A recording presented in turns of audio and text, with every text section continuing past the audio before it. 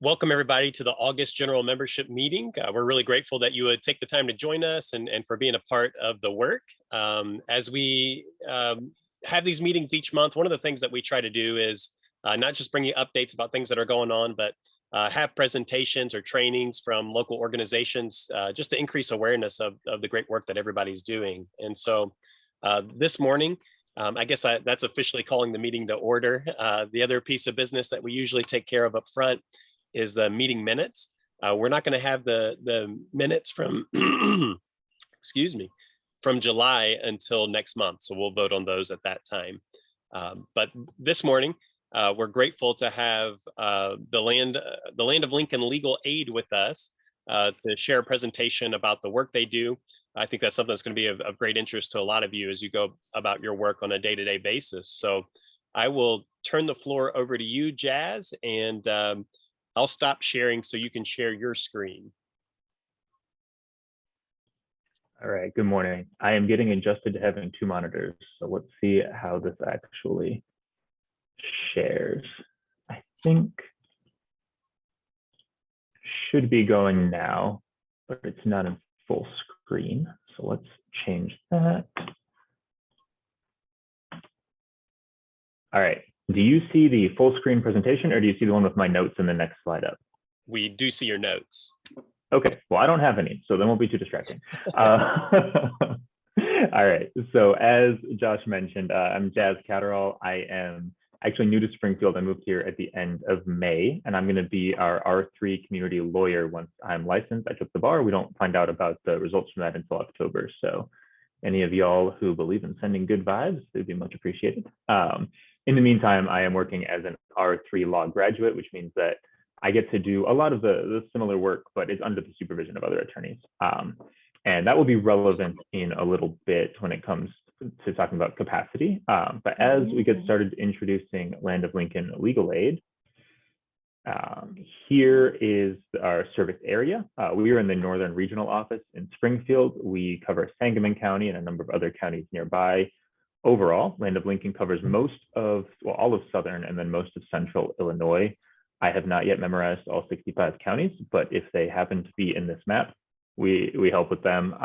And then again, this will be more relevant when we get into some specific things that we're working on and then we can help people with later. But we also cooperate a lot with Prairie State Legal Services, which handles the vast majority of legal aid in the counties that we don't cover. The exception to that would be Cook County in the Chicago area. They have their own programs that we can cooperate with, but we default to cooperating with Prairie State Legal Services. And at Land of Lincoln Legal Aid, we provide free legal services to people who qualify based on income and assets and a few other things that we have to ask when people apply. But generally speaking, if people cannot afford legal services, we are able to help them and do our best to provide as much representation or advice as we can. You can see the areas of law that we help with. I think especially relevant to what we're going to be talking about today and what the Heartland Continuum focuses on is we do handle a lot of housing law with, we also handle criminal record expungement, which can be a barrier to a lot of people as they're trying to apply for housing, especially for public housing. And then we also do handle family law issues, not all family law issues, but orders of protection end up being pretty relevant in the housing context often as well. To apply for services, people can go to lincolnlegal.org/apply. If y'all are working with people in your own organization, you're more than welcome to kind of go through that. It's just going to provide some phone numbers and ways for people to contact us. The person who is applying for services will need to be present in almost all circumstances if you are trying to help somebody apply for legal services, but you're able to help them through that process if you would like. This is our legal advice and referral center. It is the default number that people will call. It's a hotline where they can do some pre-screening to see if people are eligible and if we have the capacity to take them. And this is the pre-screening hotline for all of Land of Lincoln Legal Aid. So it's not somebody who's here in Springfield. I think it's actually based out of East St. Louis. But they'll kind of take a first look at the case, talk to the potential clients and the people who are coming for help and help decide, whether this is a case we're going to do, we just provide some advice and help in that way, or maybe refer to one of the regional offices for full representation. Getting into the specific issues that we do help people with, again, most relevant to the work here, the first one that comes up a lot in especially the fighting homelessness context is helping people who are facing eviction and other housing issues. Often eviction is due to non-payment of rent, especially in cases where people then might have trouble finding other housing. It is because of non-payment of rent, but this we help people with violations of leases and that as well. And this is for private landlords, it's for public housing. One thing I did want to flag on here is that landlords are not allowed to kick people out of housing without going through the full legal process. That involves giving notice to the tenant who's been living there, and then actually going to court, getting paperwork from the court, and having somebody else, usually the sheriff, give that paperwork to the person facing eviction. So we do see more often than we should, considering how well known this law is. Landlords will do things like turn off utilities or lock the doors or throw people's stuff out. That is not allowed. If somebody comes to you saying that that's happened and that they're now facing homelessness because they've been kicked out like that, then go ahead and have them call us. This is an eviction specific hotline. I can follow up maybe with Josh after the meeting to send people the phone numbers.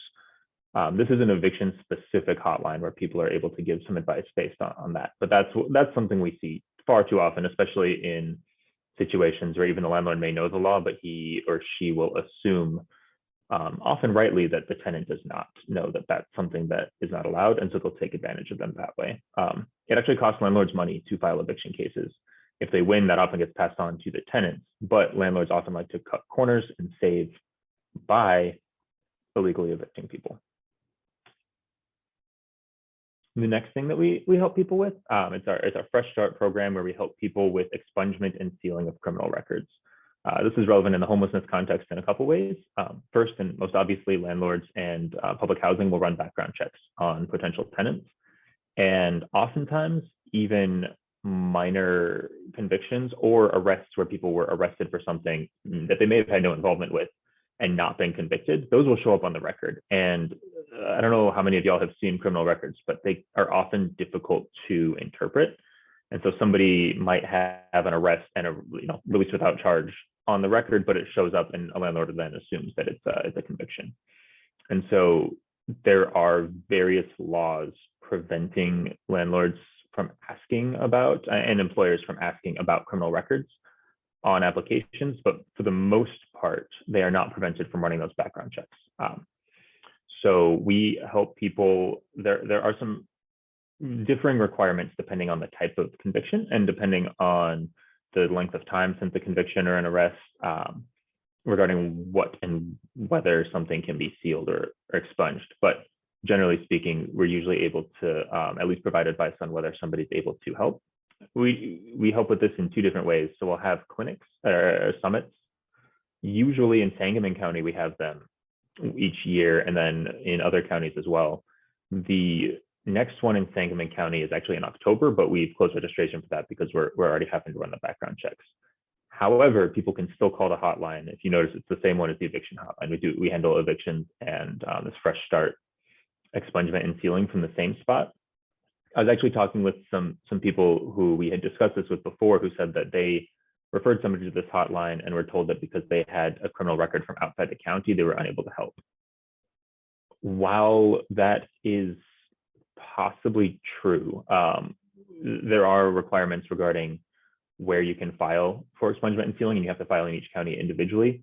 We are, if we're able to help a person, often able to help at least refer them out to somebody, even if they're not in our service area, which is where it's relevant that we do cooperate with Prairie State Legal Services. So if we have somebody with records in multiple areas, we may refer them over to that Prairie State Legal Services. And I know oftentimes, the more referrals, the more phone numbers, the more calls people have to make, the more friction there is, and the more difficult it is for people to get that process done. But we are usually able to at least provide the information they need to contact people in other counties to get help with that. And that, again, both for employment, where people can then get money to afford living somewhere, and then for housing itself, is often helpful if we're able to do that. This Fresh Start program, a lot of it is similar to what I was just talking about, but it is also a program that gives some more help to people as far as, who may have just been released and aren't quite eligible for sealing yet. They may be able to get some help obtaining housing itself, or cleaning up things like their credit reports, obtaining documents, and that. And that's going to be, it's that same hotline, the Fresh Start Project hotline that I'll get to Josh. People can call that for general help once they've been released or finished probation. So then moving on to domestic violence, domestic violence is usually lumped under family law. That's where it's put, but it's often its own separate practice. And this pops up in the homelessness context because often people are homeless because they are facing domestic violence in their home and don't have anywhere to go. In that case, we may be able to help them get an order of protection, which is a no contact order that prevents their abuser from having any contact with them. And it can often involve at least temporary orders involving things like housing and who's able to live in the house and how far away the abuser is allowed to be from that house. So I wanted to flag that. I know it's not something that is usually considered part of housing law, but it is something that is relevant to where people live, especially, and it's generally women who are being abused more often, but we do help anyone who's facing abuse. And I see that there is a question, Kendra. Yes. So do you happen to have, I'm trying to formulate exactly what my question is, but you said that you would provide temporary housing, that kind of thing, if they're in a domestic violence type deal. Is it also if they're, it's not so much domestic, it's a sexual assault type? Okay, so I'm sorry, we do not provide temporary housing, but in these orders of protection, the judge will often say, for example, if somebody has run away from a house or is being forced away from their house because their abuser is staying there, then the judge is able to order that that person leaves the house, and the person who we are getting the order of protection for can stay in the house for a certain amount of time. And that is an area of law that I don't know the exact amount of time that these are for or what the circumstances are as far as when that is specifically something a judge can order, but that is something I wanted to flag is like if somebody's afraid to go home because they're facing abuse, a judge may be able to order the person who is abusing them out. And I don't know the standard as far as whether sexual assault would rise to that. I'm not able to give legal advice yet, but I do believe that sexual assault on its own might qualify. At the very least, if there's some sort of a pattern, then that would be a situation where that could pop up. And again, they are always able to call too, and the people at these hotlines are trained in what kind of issues might qualify for an order of protection, and they'll be able to provide either advice or refer them to an attorney.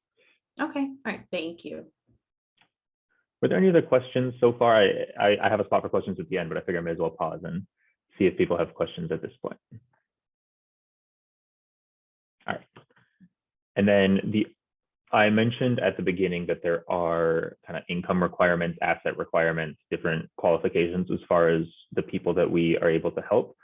There are special rules regarding seniors. So I wanted to flag that if you are working with a senior who is facing homelessness for a number of reasons, even if they may not generally qualify for all legal services in most circumstances, we may be able to help them with some specific issues. And we actually have somebody in our own office who is dedicated entirely to working with seniors. And as you can see, you can call both our Northern Regional Office, which I will get that phone number to you, or you can call the Advice and Referral Center. And I'm gonna, at the end of the presentation, I have my phone number too. If you refer somebody to LARC, the hotline, and they're turned away, go ahead and give me a call and I can just take a look at it. I probably won't be able to do much as far as accepting a case that they said we can't accept. But if they feel that they didn't have a chance to be heard and that maybe there was something that didn't go through there, I can try to talk with them and see what potentially we could do about that. Answer probably will be not much, but at the very least, we'll give them a chance to be, fully heard. We do have a partnership with the SIU School of Medicine. It's called a Medical Legal Partnership, and that's where a number of people at the hospital itself are trained to refer people to us. I don't know who the specific people are. I think it's a variety of people. But again, if you have somebody who's facing both health issues and homelessness, they can try going to the School of Medicine, and it's possible that they will be referred to us if they're trained there. And then the last couple notes I have, we are trying to continue to be involved and engaged in the community. And so that's part of what we're doing here. But also, if you ever have any questions at all about anything that we do, or if you have somebody you think might qualify for services, feel free to give me a call.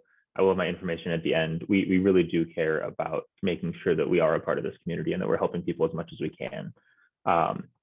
As far as representing people, we are still at a little bit of a limited capacity because I'm new in waiting licensure. And we have, I think, 2 other relatively new attorneys who will, in the next few months, be able to provide more representation, and we'll be able to have a higher capacity. But at the very least, right now, we want people to have an idea of the types of services we provide so that you can give us a call if anything comes up. Does anyone have questions about either the type of work we do or anything else I discussed in the presentation here?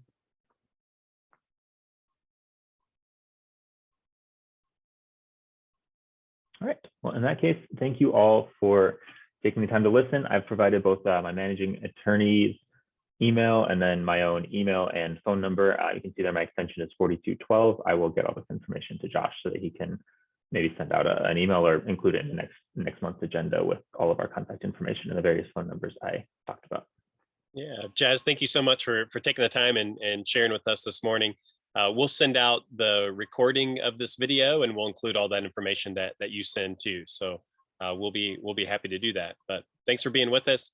I know Nick posted a couple of the numbers in the chat. I didn't see any questions come through there, but I know Jazz would be happy to chat with any of you if you have specific questions about clients you're working with, or just questions about some of these services he's mentioned. So don't hesitate to reach out.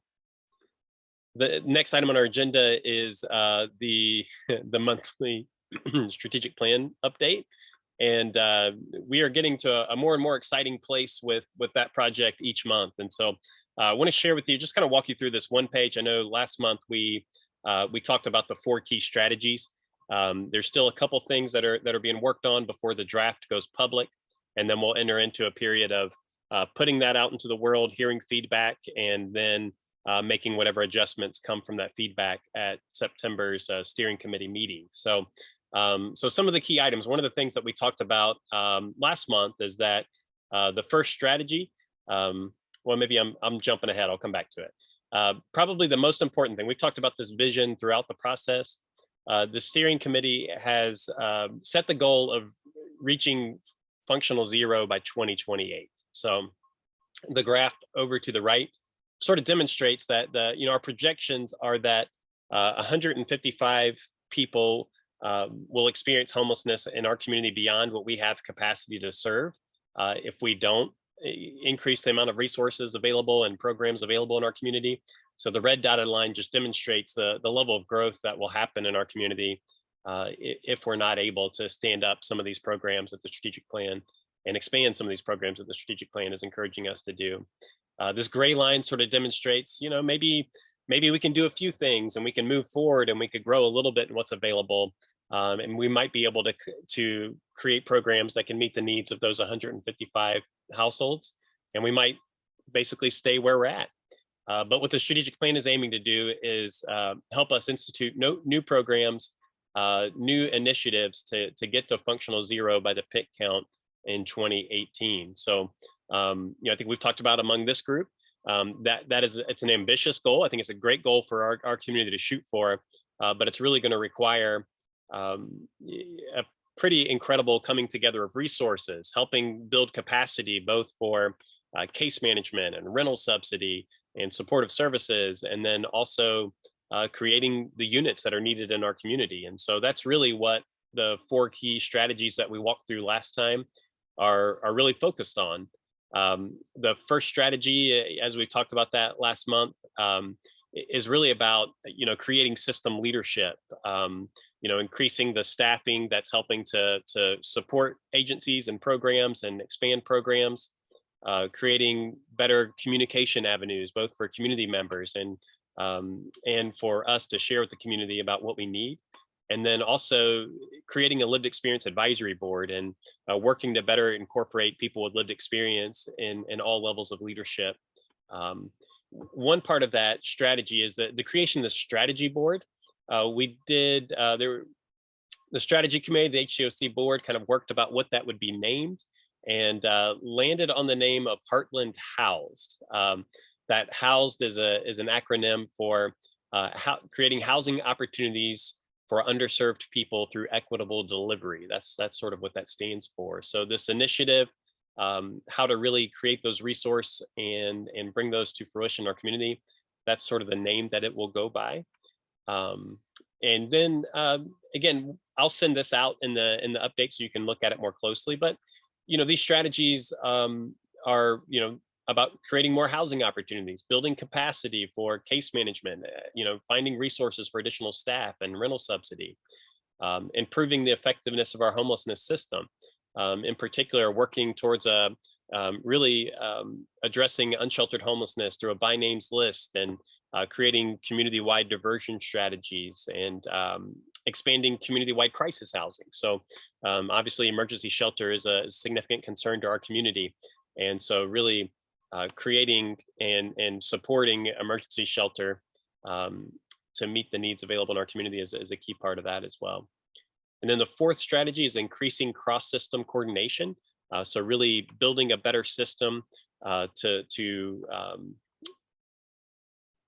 help with handoffs, maybe from the medical system or the justice system, and creating better access to treatment. One of the pieces in that section of the plan is creating a bridge housing pilot program, so which would be sort of housing for people maybe who are discharged from the hospital, who maybe are not quite ready to go back to permanent housing or a shelter. And so that's one of the innovative pilots that the plan includes. So there's a lot there. This, again, I'll send out this one page to you, and you can look through it. But just want you to know more than anything that here in the coming weeks, you're going to have the whole draft in front of you, and you'll have an opportunity to kind of dig in that and ask questions. And we look forward to being able to have those conversations with you. In terms of process ahead, it's my hope that at our September meeting, a lot of that meeting will be devoted to the strategic plan, some sort of walkthrough more in depth of everything that's in the strategic plan. And then we're going to be asking this body to adopt the plan. So to put your support behind it and to take a formal vote. So just in terms of what's coming, we want you to know that that's something that lies ahead of us. Any questions about where we're at in that process, or any thoughts about that?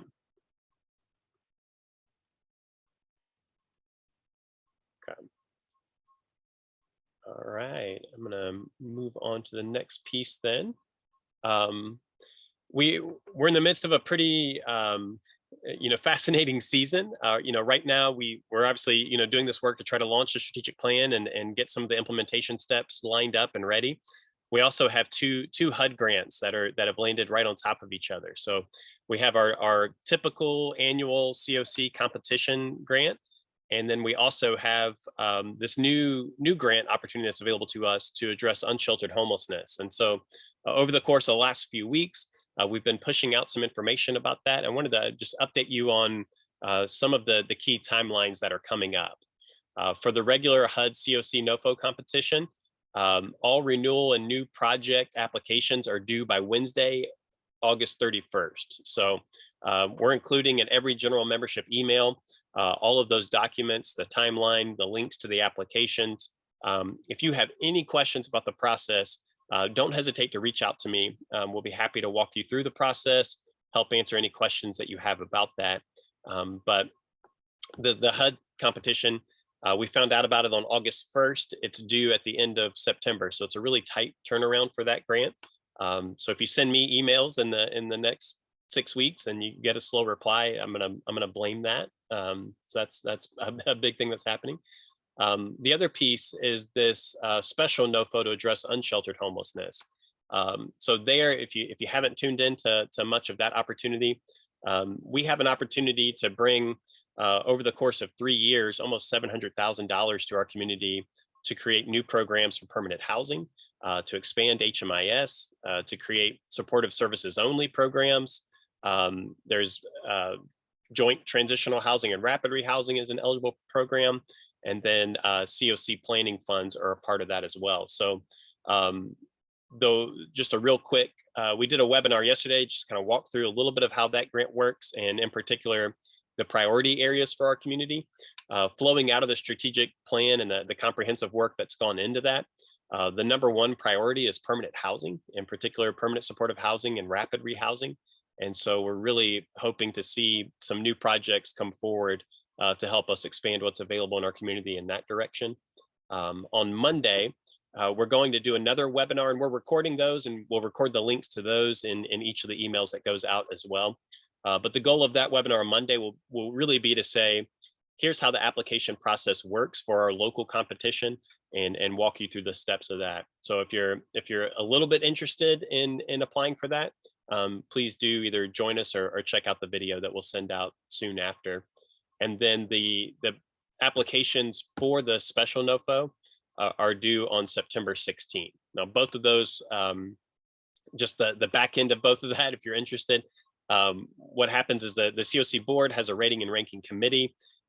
They will score each of those projects, come up with a ranked list and recommended funding.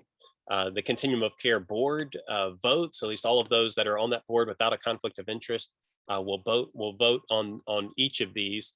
And then that's what we submit with HUD with our application. And then on the COC side, the application asks for, basically, a tremendous amount of questions about what we're doing and how we're doing it. And that's what HUD uses to score our community as a whole. So there's a lot of narratives that flow into that. And then HUD also looks at our local data. So, data points like, what's the average length of time homeless? Are we creating more rapid rehousing projects? HUD is comparing our performance in the last year compared to previous years to see if we're moving into the direction that they're hoping we'll move in. And then they're scoring some of those data points. So that's how we compete with other communities to try to get increased funding. And we hope to continually improve how we're doing in addressing homelessness, which then reflects really clearly on our performance in those competitions. So with the unsheltered NOFO, it's a little bit unique in that in each state, the top 10 scoring continuums of care get funded. So in order for us to get any funding for the unsheltered NOFO, we have to score in the top 10 among all COCs in the state. And in the state of Illinois, there are 19 COCs. So that's sort of, some of the work that we've got to do there, hopefully to bring that funding to our community. I know there's a lot with all of these grants, and it can be confusing. But are there any questions about that?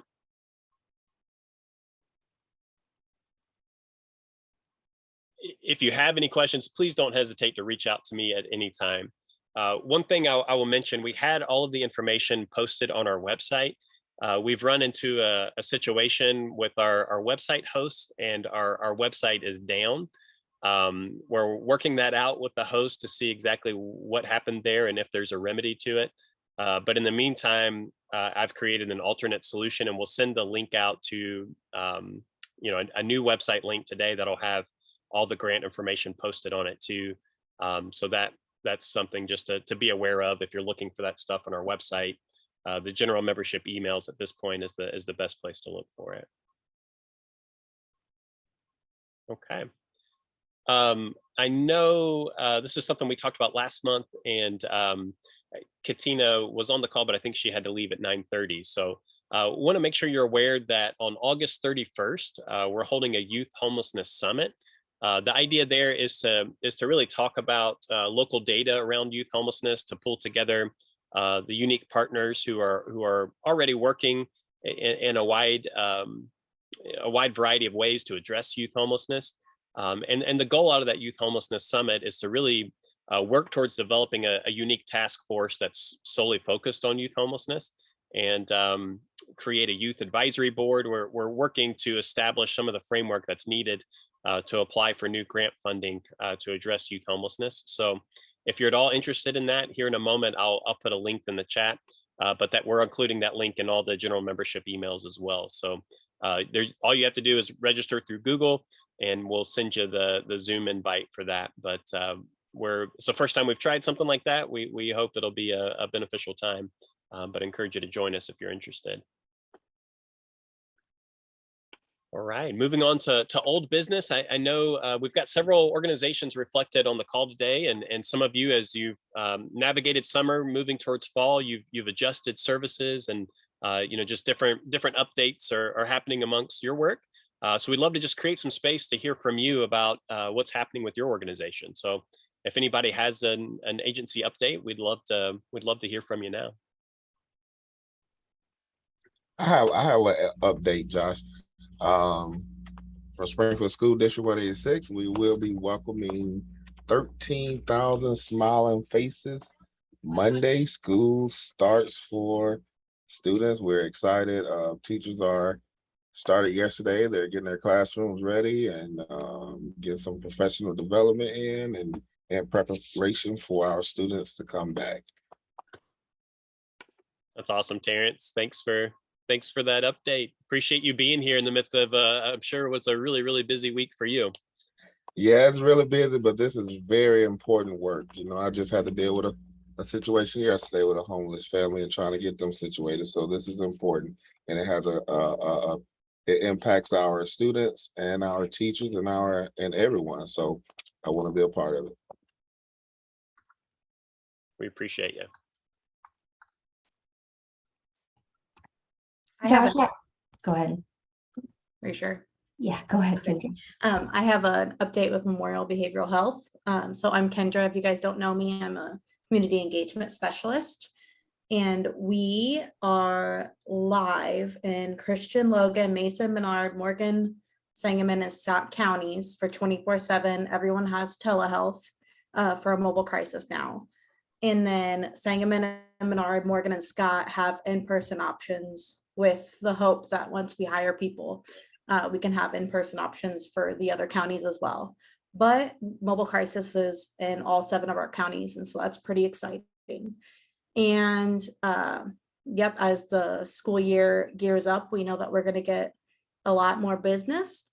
Schools are one of our biggest supporters with mobile crisis, and we're super excited that we can do that. We can support teachers and students and stuff. And so we're going to be going to there's like 200 and some schools, and we're going to hit them all at the beginning of the school year to drop off resources and a sheet that'll just make it streamlined and a little bit easier, especially for our rural areas, just so that they know exactly what to do, the process and everything. So we're getting ready to get pretty busy too. Yeah. Hey, Kendra, you and I need to talk because I can alleviate you from going to 32 of our buildings. Yes, that would be fantastic.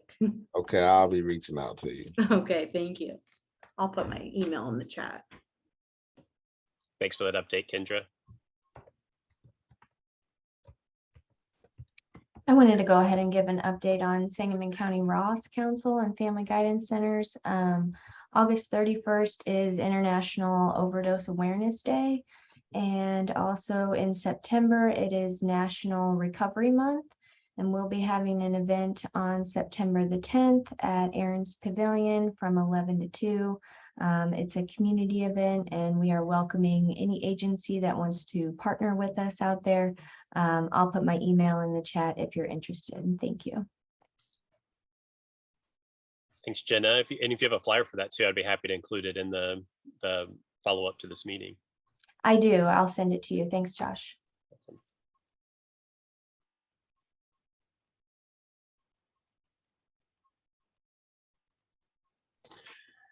Hey, Josh. Hey, Brad.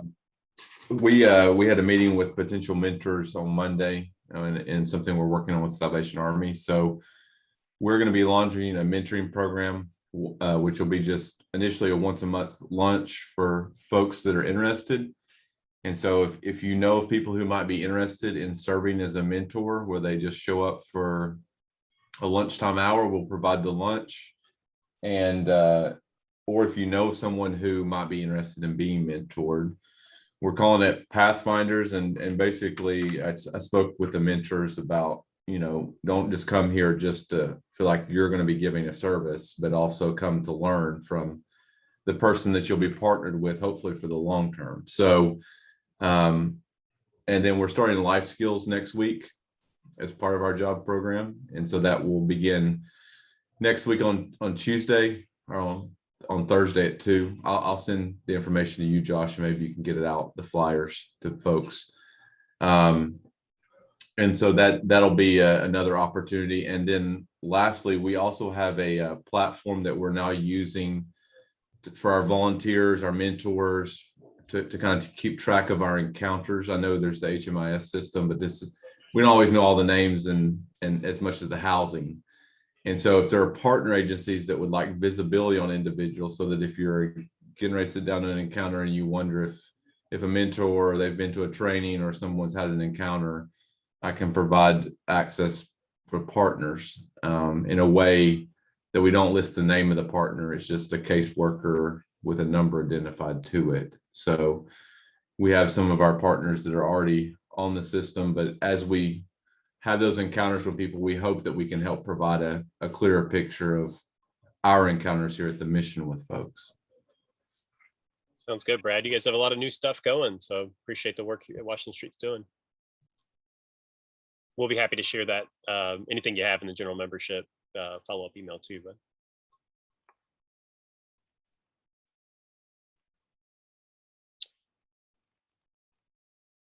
all right, any other updates?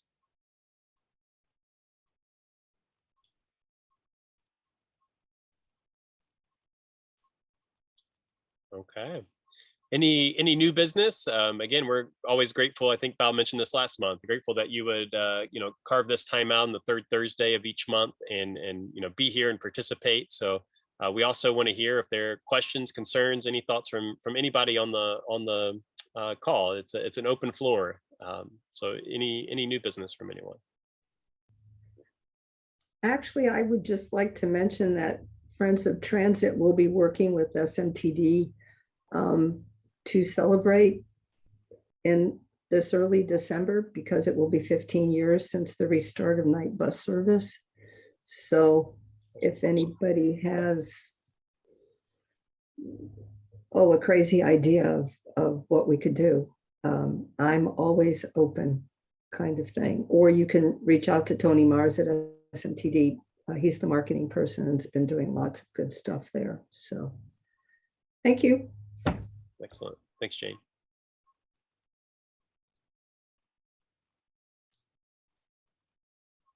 All right.